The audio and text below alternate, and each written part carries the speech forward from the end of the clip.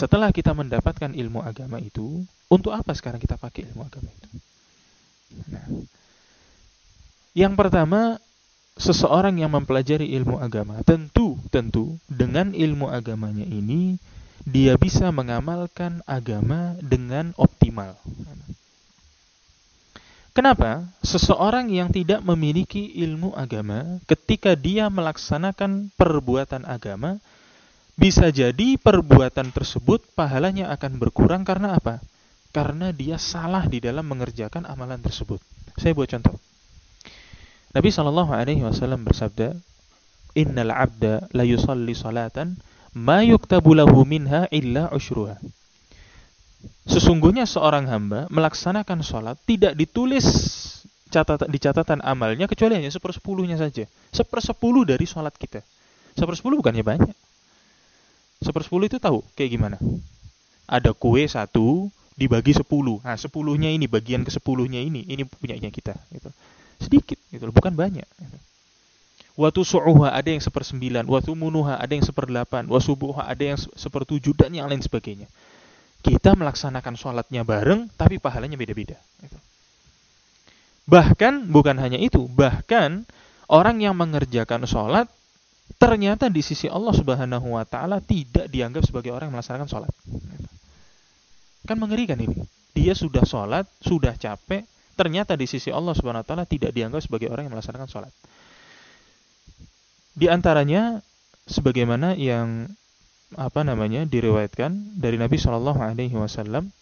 Satu ketika Nabi SAW sedang bersama dengan para sahabatnya di masjid, dan tentu kalau para sahabat sedang duduk bersama dengan Nabi SAW ini, tentu bukan majelis ngopi, bukan majelis ngobrol tidak jelas, bukan. Tentu kalau ada Nabi SAW bersama dengan para sahabatnya sedang duduk, tentu yang ada di situ adalah majelis ilmu, pasti.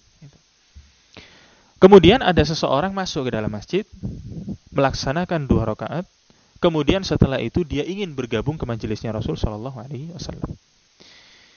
Sebelum dia bergabung, dia ucapkan salam kepada Nabi SAW. Kemudian Nabi SAW jawab salamnya. Setelah itu Nabi SAW bilang apa?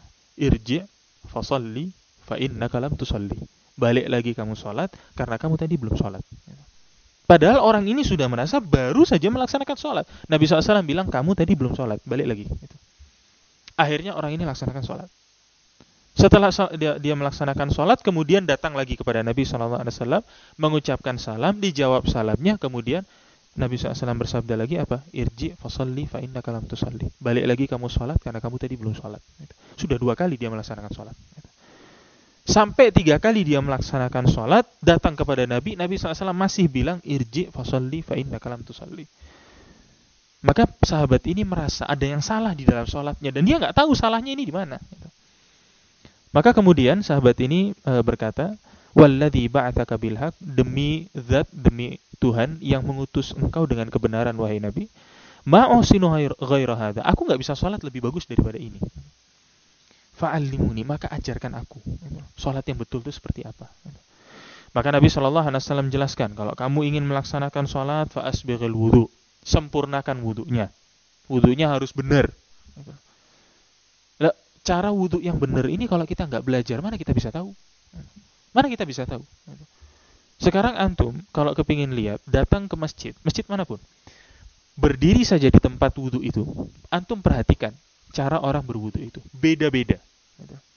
Beda-beda. Perhatikan aja. Kenapa kok bisa beda? Karena tidak memiliki ilmu di dalam berwudu itu. Ada yang wudu, misal ini keran, dia ambil air, cuci muka, yang digosok jidatnya saja. Ada yang pernah lihat kayak gini? Ada.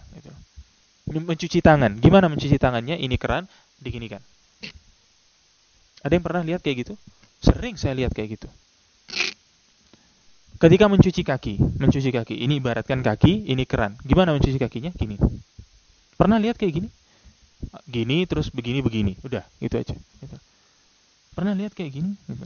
Kenapa kok dia lakukan seperti itu? Karena dia tidak ngerti wudu yang benar itu seperti apa. Makanya penting bagi kita untuk belajar ilmu agama. Nabi SAW sabdakan, fa'asbighil wudu, maka sempurnakan wudu. Di dalam syarah hadis ini, sahabat tersebut salahnya bukan di dalam wudu. Artinya wudunya sudah betul.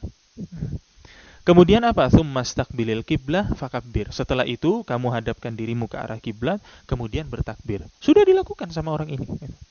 Lalu terus salahnya apa? Tsumma qra' ma tayassar ma'aka minal Qur'an. Setelah itu baca yang mudah bagimu dari Al-Qur'an ketika melaksanakan sholat itu. Juga sudah dilakukan. Tsummarka. Kemudian setelah itu kamu ruku. Juga sudah dilakukan. Lalu terus salahnya apa? Ternyata salahnya apa? Hatta tatma'inna raki'an. Sampai kamu tumakninah di dalam ruku. Gitu. Ternyata salahnya sahabat ini, dia di dalam sholatnya tidak tumakninah. Gitu. Allah Subhanahu wa Ta'ala anggap dia tidak melaksanakan sholat. Maka cerita pengampunan dosa, akan dijauhkan dari perbuatan keji dan mungkar, nggak ada cerita itu lagi. Oh, kayak orang nggak sholat. Gitu.